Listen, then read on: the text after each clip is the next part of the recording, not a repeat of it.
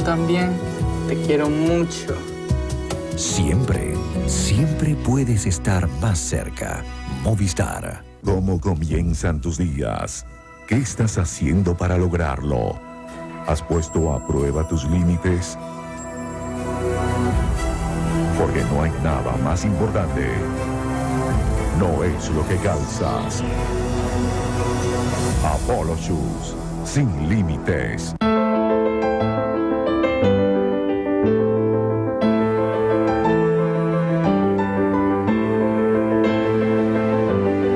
Cada entrega, una ilusión que se suma. Domesa, llegamos a ti. Hey, brother, there's an endless road to rediscover. Oh, the sky comes falling down. There's nothing in this world I wouldn't do. What if I'm far from home? Oh, brother, I will hear you call. There's nothing in this world I wouldn't do. Estudios demuestran que de los 10.000 mensajes de no nos gusta lo mismo que se escribirán hoy, solo se enviarán 12. Por eso Marcos cambió su sueño de convertirse en el primer operador de drones de su familia por trofeos de natación para la vitrina de su padre. Visa enviar. Es mejor sentir y actuar que quedarse con la duda. Porque si algo refresca es saber que tu viejo te querrá siempre aunque elijas un camino distinto al suyo. Refréscate con una malta regional. Soy Lester Toledo, zuliano y dirigente nacional de Voluntad Popular. En nuestro estado, como en toda Venezuela, estamos hartos de seguir sufriendo. Mientras sigan la corrupción y la desidia, no vamos a progresar. Construyamos todos, democráticamente, en unidad, el cambio que merecemos. La información se hace presente desde las 10 de la noche con Jessica Brizuela y Jesús Marín. Un compendio informativo de lunes a viernes a las 10 de la noche en la edición estelar de Noticiero Venevisión. Solo información. Yo te digo algo, si Danton de verdad tiene otra tipa, yo voy a buscar. Y si él tiene otra tipa, yo lo mato. Buscan un socio capitalista y pensé en ti. Mi experiencia, mis contactos y tu capital. ¿Qué te parece? Arroz con leche. Esta tarde a la 1. Mucho más que ver. Venevisión. Entrevista Venevisión. Líder en opinión. Por tu canal independiente. Venevisión. Muchísimas gracias por acompañarnos en Entrevista Venevisión. Ya estamos listos para iniciar nuestra conversación con el gobernador del estado Lara, Henry Falcón. Gracias por estar con nosotros el día de hoy. Gracias, Andrés. Muy importante su presencia, sobre todo cuando hace pocos momentos se ofrecía un balance preliminar de lo que ha sido este proceso de recolección de firmas. Ya de alguna manera se ha triplicado la cantidad de firmas necesarias. El primer vicepresidente del Parlamento hablaba de la cantidad de 600.000 firmas. Usted en unas declaraciones previas decía que el cambio en Venezuela es indetenible. ¿De qué manera se puede consolidar ese cambio? Mira, yo creo que, y lo decíamos en atención a lo que estamos viendo como una expresión masiva de la gente en cada uno de los puntos establecidos para la recolección de la firma, lo que se expresa allí es el sentimiento de la mayoría de la población. Estamos en pleno desarrollo de un proceso transicional en Venezuela. El cambio político en Venezuela es irreversible. De la forma como lo vamos a lograr, bueno, es el planteamiento que se viene haciendo, una iniciativa del gobernador de Miranda, Enrique Capriles Radosky, del Partido Primero Justicia, acompañada por todos los partidos de la Unidad Democrática. Nosotros creo que ahí estamos demostrando la presencia masiva, entusiasta, alegre, de miles y miles de personas en cada punto para la recolección de firmas, demuestran dos cosas. Uno, la caída de popularidad del presidente y el gobierno, lo que quiere decir que sus políticas no han sido acertadas, que ha habido mucha debilidad en la consolidación de un Estado para todos, sin excepción, y por otra parte, que hay de verdad un sentimiento en la calle sobre la base de una crisis estructural que tiene a buena parte de la población pasando hambre, que la pobreza ha crecido, que tenemos servicios totalmente desarticulados porque no se hizo las inversiones que debieron hacerse, que la violencia crece estruendosamente y que genera no solamente miedo, sino desesperanza en la población, que el problema de los medicamentos día a día cobra muertes de gente incluso que frente a los centros de prestación de salud muere de mengua porque no se encuentran incluso medicamentos. Eso está ocurriendo solo en Venezuela y eso no admite excusas de que si es el niño o que si es el modelo rentista, eso es falso.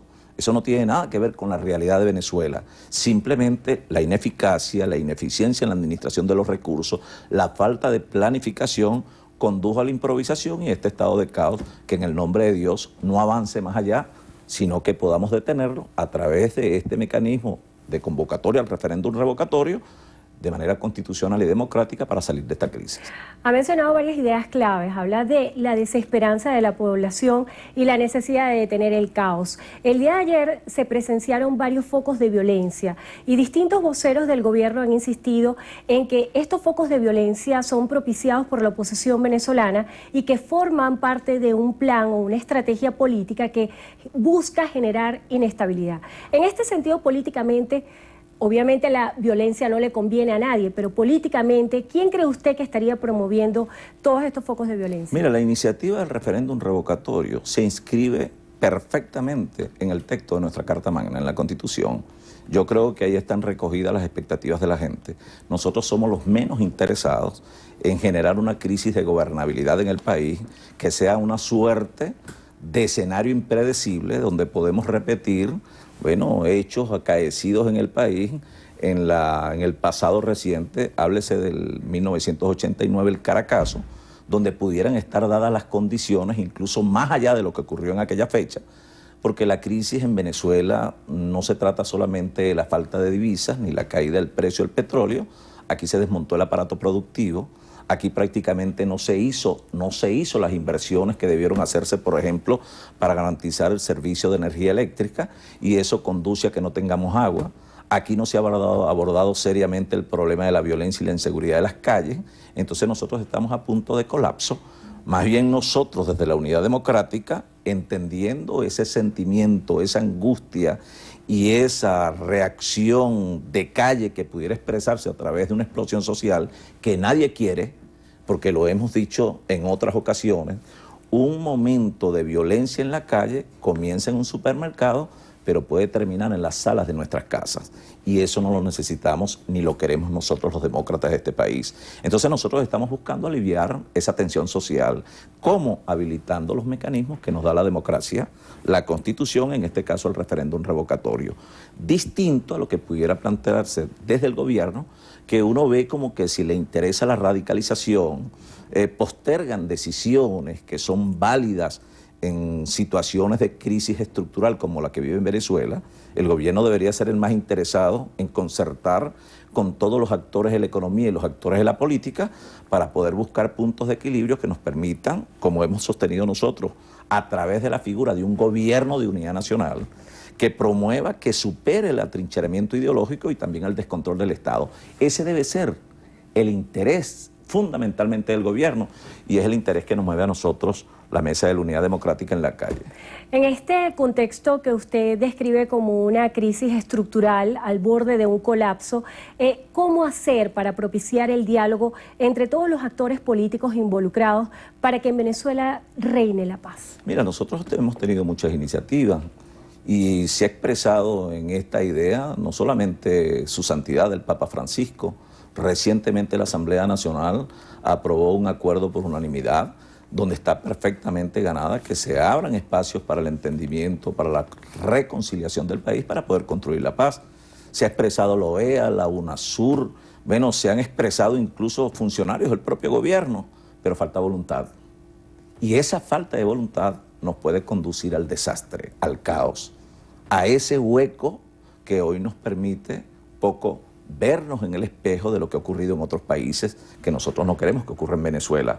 Y yo decía en una oportunidad, ojalá y reflexionemos y tomemos las decisiones a tiempo para no hacerlo sobre las tumbas de nuestros muertos, lamentablemente, pero es una verdad.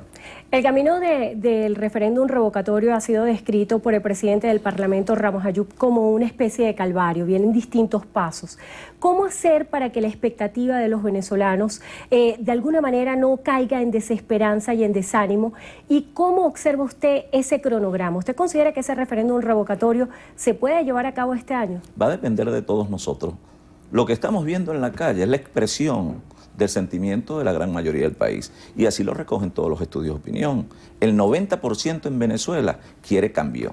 Y el cambio viene dado del cambio del gobierno para poder estructurar un modelo político distinto que dé al traste también con el modelo económico para poder avanzar hacia el progreso que reclama toda la población. Ahora, ello va a depender en buena medida de la actitud que tengan otras instituciones del Estado en la interpretación de ese sentimiento de calle. Si el Consejo Nacional Electoral o el Tribunal Supremo de Justicia se divorcian de ese sentimiento de la mayoría de la población, están abonando el camino para que ocurran cosas que nadie quiere que ocurran. Aquí de lo que se trata es que dejemos que eso fluya y frente a esa situación que se ha convertido en una bomba de tiempo en la calle, porque basta salir a las 5 de la mañana, basta ir a un hospital y ver cómo las madres amanecen, bueno, pendientes de ver cómo consiguen una medicina. Bueno, basta ver los costos de los alimentos en la calle. Un cartón de huevo que costaba recientemente, si no me equivoco, 1.200, 1.300 bolívares, cuesta 2.500. Entonces el salario de un trabajador se vio pulverizado de tal manera que hoy la angustia es cómo darle comida al pueblo que se muere de hambre. Mientras eso ocurre, el gobierno pareciera no interpretar esa realidad, pero yo creo que las otras instituciones, en esto de entenderse en la independencia y la autonomía, como lo establece la Constitución, deben dejar que fluya para que ese referéndum se convierta en un alivio necesario frente a la olla de presión que tenemos allí en la calle. En este exhorto que usted hace a la necesidad de las instituciones estar apegadas a lo autónomo y a no obedecer a intereses políticos, el presidente del Parlamento, Ramos Ayub, decía en la sesión ordinaria del día de hoy que iban a desacatar las sentencias del Tribunal Supremo de Justicia por considerarlas al margen de la Constitución Nacional. ¿Cuál piensa usted ha sido el rol del Parlamento en todo este escenario político? Bueno, lo que hemos visto es un Tribunal Supremo que se ha convertido en un instrumento del gobierno y del partido de gobierno para bloquear toda iniciativa de la Asamblea Nacional tendiente precisamente a buscar salidas o cauces a la crisis que vive Venezuela. Ahora, el conflicto de poderes no le interesa a nadie, no gana nadie con eso. ¿Gana qué? La anarquía, gana el desorden, gana la desesperanza y nosotros creo que estamos llamados a generar un punto de equilibrio para que no lleguemos al punto de quiebre con difícil retorno. En el caso eventual de llevarse a cabo todo el proceso, todo el camino como está previsto por la Mesa de la Unidad Democrática y de consolidarse el referéndum revocatorio, ¿usted estaría dispuesto a ser candidato a la presidencia de la República? Es que yo creo, fíjate, que no se trata de un hombre. Si algo nos hizo daño en el pasado reciente en nuestro país, es ese sueño de que un hombre, un Mesías, un Salvador, viene a resolver los problemas del país. Aquí se trata de una visión en conjunto. Yo creo que nosotros tenemos un sentimiento que debe expresarse en un compromiso y ese compromiso a su vez debe verse en colectivo. Es un equipo y ahí hay un liderazgo colectivo. Ojalá y nosotros tengamos la suficiente, más que valentía, la sabiduría para poder avanzar en la interpretación fehaciente de eso que quiere la gente, que le resuelvan sus problemas, menos retórica, menos política partidista y más resultados. Y los resultados vienen dados con el compromiso. Cuando usted habla de trabajo en equipo, el oficialismo de alguna forma considera una debilidad en el seno de la Mesa de la Unidad Democrática los distintos puntos de vista y considera que hace falta el liderazgo que unifique y capitalice toda la situación para construir un adversario político unitario. ¿Usted considera que esto es así? Bueno, pero es que es lógico y natural que en una coalición de partidos donde debe privar precisamente el pluralismo, la diversidad, hayan visiones diversas, pero que tengamos un propósito en común. El propósito nuestro es salvar a Venezuela y ese debe ser el propósito de todo el pueblo venezolano e incluso los que hoy piensan distinto a mí. Yo en Lara gobierno para los que votan por mí y para los que no votan por mí. Y creo que lo que reclama la gente es inclusión, pero inclusión sin exclusión. No es que tú incluyes a algunos y excluyes a otros. Necesitamos un país que sea de verdad para todos. Y eso lo podemos ver reflejado en la Mesa de la Unidad Democrática. El liderazgo en la Mesa de la Unidad Democrática es colectivo. Allí hay un proyecto, una visión, pero por supuesto con diferencias, como tiene que ser. Y no tenemos ni un pensamiento único, ni un líder único, ni un proyecto único. Debe ser la pluralidad, la diversidad en el marco de una realidad que nos permite afrontar un compromiso que tiene que ser Venezuela. El presidente Nicolás Maduro el día de ayer aseguraba que él iba a culminar su periodo.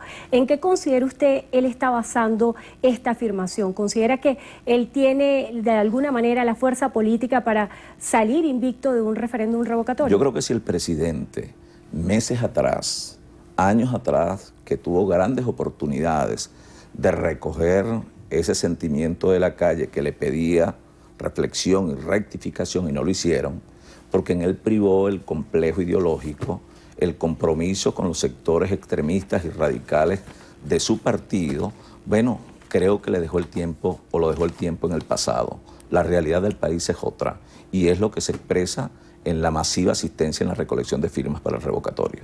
Usted ha llevado a cabo un plan estratégico de recorrido de todas las calles del Estado Lara. Si le tocara jerarquizar todos los problemas que dicen los larenses tienen, que se pudieran extrapolar a todos los venezolanos porque son comunes, ¿por dónde se debería comenzar en esta situación tan compleja? Tú hablas de necesidades sentidas de la población. Yo creo que la necesidad más sentida de la población, y podemos decirla en dos palabras, medicinas y comida. Esa es una necesidad sentida de todos, sin ninguna excepción. Anteriormente te hacían colas los sectores más pobres.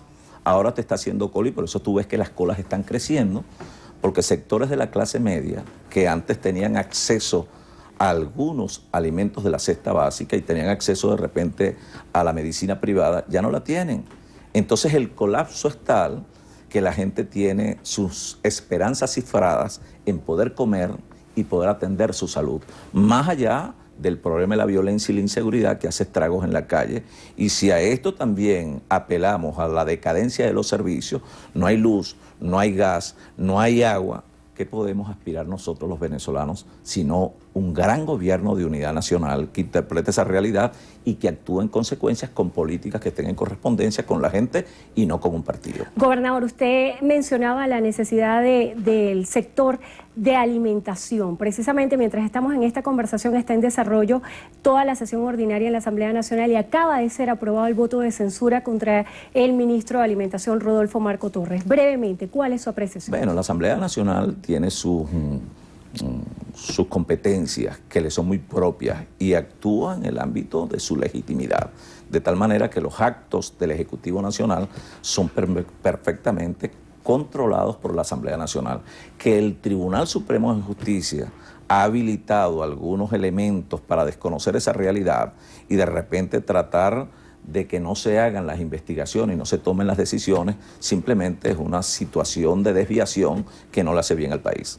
Bueno, le damos las gracias al gobernador del Estado Lara, Henry Falcón, por haber estado con nosotros hoy en Entrevista de Venevisión. Gracias. Gracias, Andrina.